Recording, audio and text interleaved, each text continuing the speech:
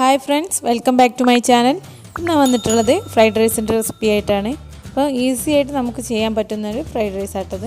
അപ്പോൾ നിങ്ങളെൻ്റെ വീഡിയോ കാണുന്നത് ചാനൽ സബ്സ്ക്രൈബ് ചെയ്യാതാണെങ്കിൽ സബ്സ്ക്രൈബ് ചെയ്ത് സപ്പോർട്ട് ചെയ്യണേ.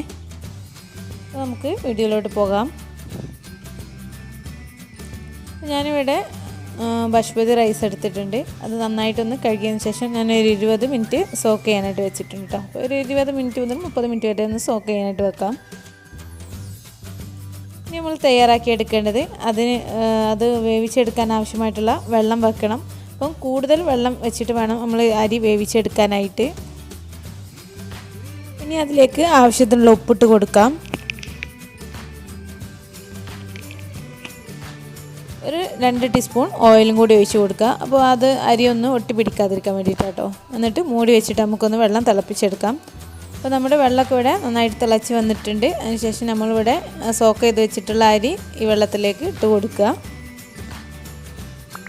അപ്പോൾ നമ്മളെപ്പോഴും അരി സോക്ക് ചെയ്യാൻ വെക്കുമ്പോൾ ആദ്യം കഴുകിയിട്ട് വേണം കേട്ടോ സോക്ക് ചെയ്യാനായിട്ട്.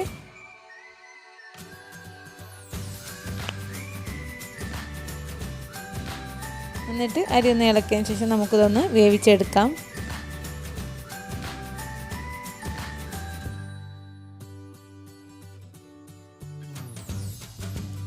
അപ്പോൾ നമ്മുടെ റൈസൊക്കെ ഇവിടെ നന്നായിട്ട് തന്നെ വെന്ത് വന്നിട്ടുണ്ട്. ഒരു 90% തന്നെ നമ്മൾ റൈസ് ഒന്ന് വേവിച്ചെടുക്കണം കേട്ടോ. പിന്നെ നമ്മൾ അധികം ഒന്ന് കുക്ക് ചെയ്തെടുക്കുന്നില്ലല്ലോ.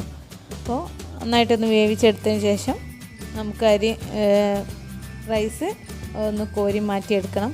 എന്നിട്ട് റൈസ് ഒന്ന് ചൂടാറാനായിട്ട് വെക്കണം കേട്ടോ. എപ്പോഴും ഫ്രൈഡ് റൈസൊക്കെ ഒന്ന് ഉണ്ടാക്കുമ്പോൾ നമ്മൾ റൈസ് ആദ്യം തന്നെ വേവിച്ചെടുക്കുകയാണ് നല്ലത്. എന്നിട്ട് തണുത്തതിന് ശേഷമാണ് നമ്മൾ ബാക്കിയുള്ള വെജിറ്റബിൾസൊക്കെ വേവിച്ചിട്ട് അതിലേക്ക് ചേർത്ത് കൊടുക്കാനായിട്ട് കേട്ടോ. അപ്പോൾ നല്ല വലിപ്പമുള്ള റൈസ് തന്നെയായിരുന്നു ഇട്ടത്. അപ്പോൾ ഞാനിവിടെ 2-3 തട്ടിലായിട്ട് റൈസ് അങ്ങനെ കോരിയെടുത്ത് ഇതുപോലെ പരത്തിയിട്ട് കൊടുക്കുകയാണ് ചെയ്യുന്നത്. ഒന്ന് ചൂടാറാനായിട്ട് പെട്ടെന്ന് തന്നെ ചൂടാറി കിട്ടുകയും ചെയ്യും.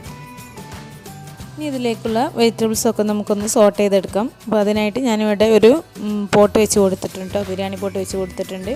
ഇനി അതിലേക്ക് ഒരു 3 ടേബിൾ സ്പൂൺ സൺഫ്ലവർ ഓയിൽ ഒഴിച്ച് കൊടുക്കാം.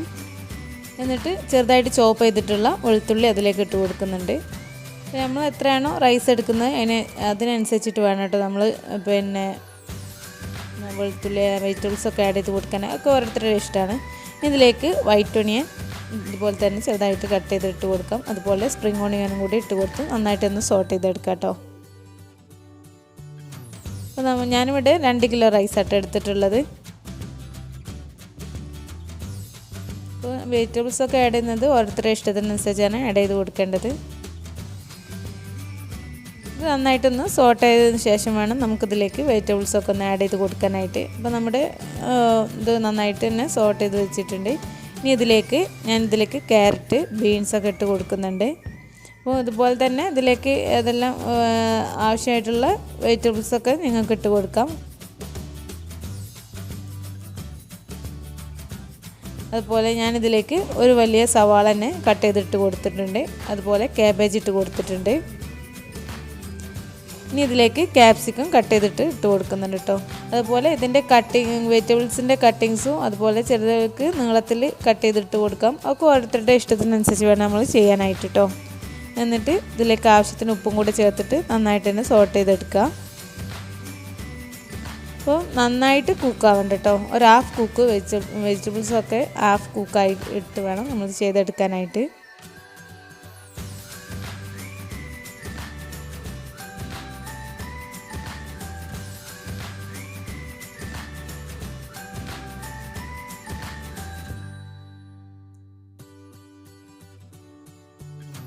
അപ്പോൾ ഞാനിതിൻ്റെ ഇടയിൽ 1 ടീസ്പൂൺ പഞ്ചസാര ചേർത്ത് കൊടുത്തിട്ടുണ്ട് കേട്ടോ.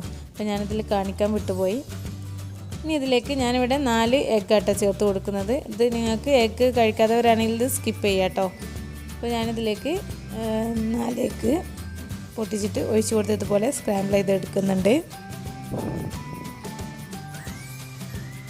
ഞാൻ കുറേശ്ശെയായിട്ട് ഒഴിച്ചിട്ട് ഇതുപോലെ ചെയ്തെടുക്കാട്ടോ ചെയ്യുന്നത്.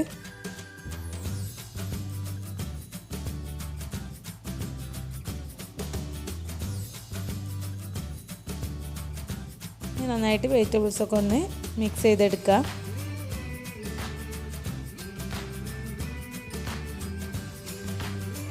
ഇനി ഇതിലേക്ക് നമുക്ക് പെപ്പർ പൗഡർ ചേർത്ത് കൊടുക്കാം. ഞാനിവിടെ 1-2 ടീസ്പൂൺ പെപ്പർ പൗഡർ ചേർത്ത് കൊടുത്തിട്ടുണ്ട്.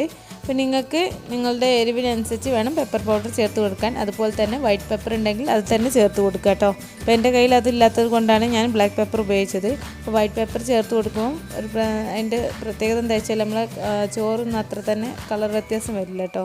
അപ്പോൾ ഞാനിവിടെ കുറച്ച് വെജിറ്റബിൾസ് മാറ്റി വെച്ചിട്ട് ഇതിലേക്ക് റൈസ് ചേർത്ത് കൊടുത്തിട്ടുണ്ട്. കാരണം എല്ലാം കൂടെ ഈ പാത്രത്തിൽ മിക്സ് ചെയ്യാൻ പറ്റാത്തത് കൊണ്ട് കേട്ടോ. അപ്പോൾ ഞാൻ വേറൊരു പാത്രത്തിൽ മിക്സ് ചെയ്യാൻ വേണ്ടിയിട്ടാണ് മാറ്റി വെച്ചത്. അപ്പോൾ ഞാൻ കുറച്ച് റൈസ് ഇതിലേക്കിട്ട് മിക്സ് ചെയ്തെടുക്കുന്നുണ്ട്. അപ്പോൾ കഴിയുന്നത് നിങ്ങളടുത്ത് വൈറ്റ് പെപ്പർ ഉണ്ടെങ്കിൽ അത് തന്നെ ഇട്ട് കൊടുക്കുക.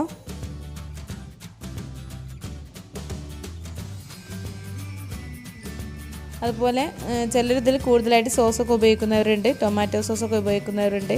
അപ്പോൾ ആ റൈസിൻ്റെ കളറ് നല്ലപോലെ മാറും കേട്ടോ.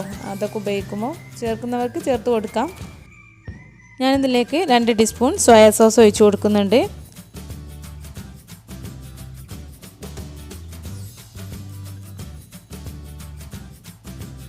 അതുപോലെ തന്നെ 2 ടീസ്പൂൺ വിനെഗറും കൂടി ഒഴിച്ച് കൊടുക്കുന്നുണ്ട് കേട്ടോ.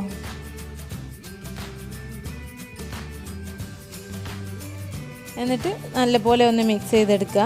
അപ്പോൾ കൂടുതൽ ഇങ്ങനെ തവി കൊണ്ടൊന്ന് മിക്സ് ചെയ്യാതെ ഇതുപോലെ മിക്സ് ചെയ്തെടുക്കുക കേട്ടോ. ചോറ് ഉടഞ്ഞ് പോവരുത്. ഇനി ഇതിലേക്ക് കുറച്ച് സ്പ്രിംഗ് ഓണിയനും കൂടി ഇട്ട് കൊടുത്തിട്ട് ഒന്ന് മിക്സ് ചെയ്തെടുക്കുക കേട്ടോ. അപ്പോൾ നമ്മുടെ ഫ്രൈഡ് റൈസ് ഇവിടെ ഈസി ആയിട്ടുള്ള ഫ്രൈഡ് റൈസ് ഇവിടെ റെഡി ആയിട്ടുണ്ട്.